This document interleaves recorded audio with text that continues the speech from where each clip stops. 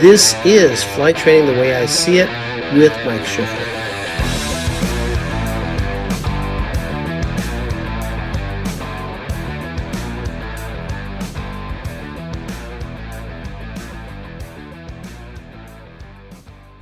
Hello, everybody, and welcome to another exciting episode of Flight Training the Way I See It.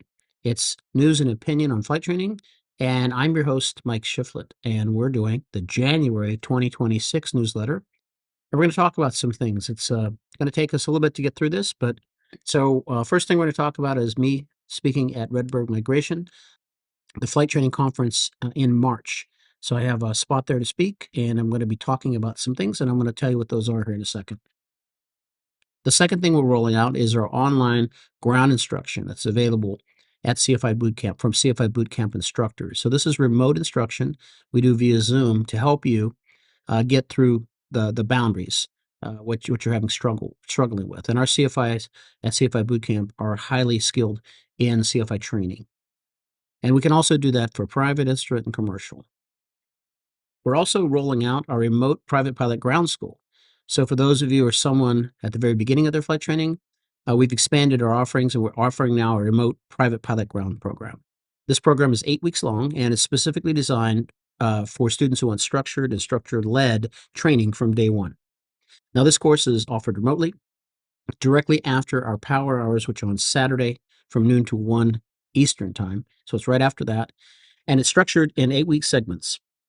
So the first remote pilot ground school will be held March 7th, 2026 through April 25th, 2026. And we're only opening the initial private pilot ground school to 15 learners. So be sure to send this information to someone you think would benefit if it's not you. And you can register through our website. Go to cfibootcamp.com and you'll see a way to do that. And again, classes from 7th of March, roughly 1:30 Eastern time, well, at 1:30 Eastern time, and will roughly be 75 to 90 minutes via Zoom for each lesson. And now we'll talk about the release of our IFR Smart Study Pro. That's out now. We just released it today, which is the 30th of the month, so January 30th. And what it is, it takes the ACS for instrument rating airplane, and I make audio presentations for each knowledge area, each risk management and skill for every task in the ACS. Every one. So you have audio information about what you need to know about that content. I also have video there as well, but it's not, you don't have to see the video. I made it so that you could just listen to the audio. And there are companion PDF files there as well. The next thing we'll talk about is how a localizer works different from a VOR. They share the same indicator, but they don't do the same thing. Then we're going to look at chandelles, a few things you may not have been taught. It's a commercial maneuver. And then I've got 3 pro tips for you. So with that being said, let's get started. Okay, we're going to look at me speaking at Redbird Migration, a flight training conference in March. So Redbird is going to happen March the 2nd and 3rd in Lakeland, Florida. And this is a conference about and for exclusively flight training. It's also now co-sponsored by Sporties. The event includes morning and lunch keynote speakers, along with breakout sessions. So the breakout sessions are about an hour, and there are several breakout sessions each hour. And also the dinner on the 3rd, the last sort of moment of the show, of the conference, will be where AOPA delivers their excellence awards in flight training for Flight School of the Year region, Flight Instructor of the Year region, that kind of thing will be during that time. So we plan on doing a live power hour from the event during my breakout session. And what I'm going to be talking about is how to teach the hard parts, the hard things in initial CFI training. I'm going to focus on 3 areas, and they're going to be teaching the fundamentals of instructing, using scenarios and flowcharts to teach ratings and endorsements, and then how to devise lesson plans to teach the same lesson at different levels to different learners. And so that's going to happen there. We don't know the exact date. They will announce that on the 2nd of February, which is coming up soon. But you can find out more information on that by going to Redbird Migration's website. Easy enough to find by just Google Redbird Migration, and you'll find it there. We're also rolling out online ground instruction that's available now at CFI Bootcamp with our instructors. So if you're struggling with something, you want to get a mock oral in, you want to see where you're weak, just get your questions answered about things that are difficult, like the FOI. like endorsements, like why is this way? Why is it that way? What do I have to know about this? This is the place to do that. You'll be connected directly with one of our instructors. They are not junior instructors. They're not people who just hit the 2-year mark in 200 hours. They are people who have 3,000, 5,000, 16,000 hours of time and lots of instruction. Two of us are former DPEs. Another is a glider CFI, airplane CFI, and light sport or repairman working on powered parachute. So very diverse crowd of people. One of our other instructors is the assistant chief pilot for a big 141 school, does initial CFI training and standardization there. So these are people who know what's up. So anyway, this is one-to-one instruction and it's live. It's not pre-recorded, and you have access to work with one of our CFI Bootcamp instructors. So you can clarify concepts, prep for check rides, fill in knowledge or gaps you may be struggling with.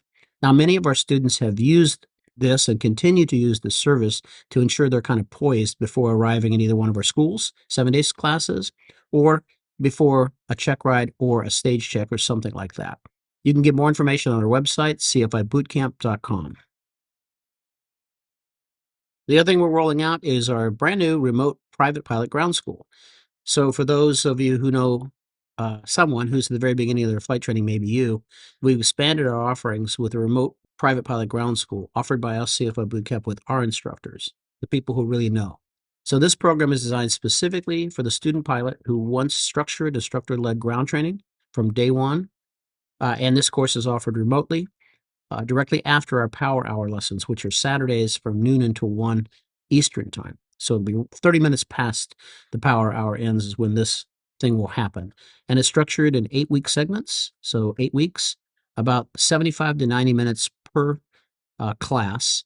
And the first one is going to be held on March the 7th, 2026, and it will end April 25th, 2026. Now, we're only opening the initial private pilot ground school up to 15 learners, so you're going to get some really good one-to-one attention if you attend that one. So be sure to go to our website, cfibootcamp.com, and register for this if that's interesting to you. You think you want to do that. It should also cover the knowledge test prep area as well, but it's really centered around content. So you're going to have really good content from this, okay? The next thing we're releasing as of today, which is January 30th, is the IFR Smart Study Pro. It's now released, and so over the past year, we've been developing audio-focused check ride prep based upon the exact line items in each ACS. We did it for CFI, did it for private pilot, now we're doing it for instrument. So it's audio-based. There is video if you want to watch it, but you don't have to have it. I made it in such a way that I voice out things thinking you only have access to audio. So what I did, I took all the knowledge areas, the risk management, and all the skills, and I voiced out what you need to know about those. And then I created PDF companion guides for each task within the ACS that goes along with those audio files that has images and other sorts of maybe mnemonics or checklists, things that could be useful if you have time to see those. But this is built to go to a lesson, listen to what you're supposed to know about it, or consolidate what you know after a lesson. And then as you get closer to the test, listen to it again and make sure you understand all the content. Okay, so this is what this is. So the IFR Study Pro breaks the instrument ACS into really clear task-based study sessions to help you understand IFR concepts. Now, just like our other Smart Study Pro courses, it's been designed and narrated by a former FAA and CAA Civil Aviation Authority examiner, that's me, giving you access to exactly what you should be focusing on. So the course is embedded with task-specific companion guides, which we talked about, and audio-accessible files for easy on-the-go learning. And we're offering a 25% discount to our newsletter subscribers. So get on our newsletter, cfibootcamp.com, and claim your discount there, 25%. And of course, if you find any errors or have any comments, you're welcome to send those along to us at info@cfibootcamp.com. Now we'll talk about how a localizer works differently from a VOR, a little IFR-ish here in this segment. Did you know that the localizer has nothing in common with a VOR in how the receiver determines how far angularly you are left or right, of course? The CDI shows angular displacement from either the radio we've selected, if you're using a VOR, or the localizer course. Now, the VOR emits two signals. One is a magnetic reference signal when the sweep antenna passes magnetic north, so it's a known location at a fixed RPM, and the other is a sweep signal. Now, the VOR station has either a mechanical rotating antenna or an electronic version. So the modern ones don't have anything really physically rotating. An example of that is by Fort Lauderdale Airport or San Jose International Airport. You can see those. The rest look like bowling pins. The one actually have a sweeping Limicon antenna in there. Now, when the signal from the antenna sweeps across your VOR antennas on the airplane, both the magnetic north info and the time since the station's antenna passed magnetic north are included in that signal. And this then helps determine, the receiver at least, the radio you're on based upon phase comparison from the time the magnetic north signal started until the time the sweep signal got to you. This indicator can display the angular difference between the radio you're on and the radio or course selected at the top of the indicator within 20 degrees, 10 degrees left, 10 degrees right, from what you have selected at the top, which is called the course index. Now, a localizer is a signal emitted by a group of antennas at the departure end of the runway. It emits a very highly directional signal to the left of the center line and another one to the right of the center line. And the two signals combined, they overlap in the center line, right over the center line. So the antennas have to be aligned very precisely. And the left and right signals also have different tones embedded on them. One is a 90 hertz tone, it's audio, and the other is 150 hertz. And so the left one, for example, would have one of the tones and the right lobe would have the other. So these are in the audio spectrum and can be heard. But fortunately, we don't need to listen to them because we let the receiver decide how to process the CDI. And you can see in an image that I have from the Instrument Flying Handbook, sort of what this looks like. Now, if you're on the center line, the receiver hears equal amounts of the left and right signals. That will center the localizer CDI. So if you're left or right of center line, then the receiver will hear more of one signal than the other, causing the CDI to be displaced left or right. So the localizer isn't a radio. It's an entirely different technology. The localizer and VOR just share the same indicator. That's all they have in common. Now, rotating the OBS when using a VOR causes the CDI to change because you're selecting a different radio from the course index that you set. If the localizer is being used, rotating the OBS doesn't change the CDI at all because it's not a radio. Now, as a best practice, the front course of the localizer should be set in the course index. Now, if you're using an HSI, horizontal situation indicator, the localizer course must be at the top of the instrument. If you're flying a back course, set that at the top. If you get that backwards, for example, when flying the front course and need the back course selected on the top, the HSI will reverse sense. That's the only two times an HSI reverse sense is when you're flying the front course of a localizer with the back course selected or the back course with the front course selected. Now, I have an article on how to use the HSI in another newsletter. In one newsletter this year, we're going to focus on IFR. Okay, the last thing we'll talk about before the pro tips is chandelles, a few things you may not have been taught. So most CFIs teach to bank 30 degrees, then begin pitching and add full power in a fixed pitch propeller airplane. The Airplane Flying Handbook doesn't say full power, it says maximum allowable power. That's because you may exceed the red line on the tack when you add full power. You may do that. You don't want to do that. So you should add power as the airplane is pitched. And as the pitch continues, depending on the altitude and density, it may be possible to reach full throttle without exceeding the red line. Another thing that gets rarely taught is when rolling out of a chandelle initially started to the right or left, which requires the least amount of right rudder. And it's when rolling out of a chandelle that you are performing to the right. And the reason is that during the rollout, you need to apply left aileron to level the wings after a right turn. So when you apply the left aileron, you roll left, but you also create adverse yaw to the right. And the adverse yaw is opposite to the direction the left turning tendency is actually helping you. So that causes a less amount of right rudder to be needed. Rolling out from a chandelle to the left requires you to use aileron to the right to roll the wings level, and this causes the adverse yaw to be in the same direction as the left turning tendencies, and this will require substantially more right rudder than the other one. Now let's look at our 3 pro tips, and we'll round out the show with those. Number 1 is to determine the heading that stops you from drifting. So to determine the heading that stops you from drifting on either a localizer or VOR, use the bracketing method or bracketing technique. So turn to an approximate intercept heading that causes the CDI to start correcting in the correct direction. Once the needle centers, then you know that was too far. And so you head back the other way, not quite to the heading you started on because that you were drifting on that heading. So maybe 10 degrees or so to the other side of that one. And then we'll see what happens, see if it drifts again. If it does, go get it. But you know you don't have to use the full correction now. You can use something less. And then once you get it and it comes back, then go back to the heading again that you were on, but not the same heading, a little bit more. So you're bracketing, you're dividing it by half usually to get onto the heading that works and gets you centered. So that's called bracketing. You'll make smaller and smaller heading changes until you get the heading that keeps the CDI centered. Now, to fly the glide slope, tip number 2, always use elevator to adjust the airplane's flight path and maintain the glide slope. Use the throttle to adjust or maintain airspeed. So using the throttle to maintain the glide slope won't work in a heavy airplane because of inertial momentum. Or it won't work in an airplane that has an engine or engines above the center of gravity, because in those cases, applying power causes a nose-down pitching moment. And those of you who are trying to maintain glide path with throttle are relying on the fact of where the CG is to the engine. And that may not be true in all cases, but the fastest way to ever correct the glide path or to change glide path of an airplane is by elevator. Okay, the third thing is you can approximate your distance to the runway if you're flying a 3-degree glide path, which most normal approaches are 3 degrees, some are 4, but mostly 3. And most glide slopes are 3.2 degrees. Maybe, but not enough to matter. 3.23 is not enough to matter in this.